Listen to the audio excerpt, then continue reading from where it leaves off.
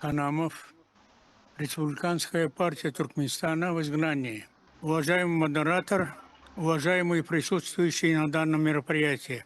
28 апреля текущего года по указанию туркменских специальных служб задержаны туркменские блогеры Алишер Сахатов и Абдулла Орусов и припровождены в депортационный лагерь в Анкаре.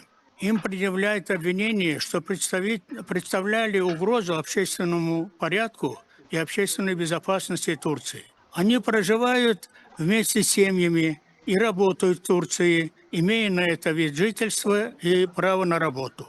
И не нарушали никаких законов. Сахатов и Орусов вели блоги с критикой власти и посвященных нарушению прав граждан Туркменистана. Публиковали видео с жалобами людей на притеснение, репрессии со стороны сотрудников и правоохранительных органов. Отказ правительства продлевать паспорта мигрантам через консульские службы за рубежом и другие нарушения. Свобода передвижения, отсутствие поддержки туркменских мигрантов за рубежом, подавление властями свобода слова, злоупотребление со стороны Министерства национальной безопасности и правоохранительных органов Туркменистана. В первой сессии докладчица хорошо сказала: правозащитники не враги, но однако же туркменские власти сурово наказывают мирных критиков правительства. В стране пытки широко распространены, и десятки людей были насильственно исчезнуты в тюрьмах. Возвращение человека в страну, где им грозит пытки или другие жестокие обращения, или угроза их жизни,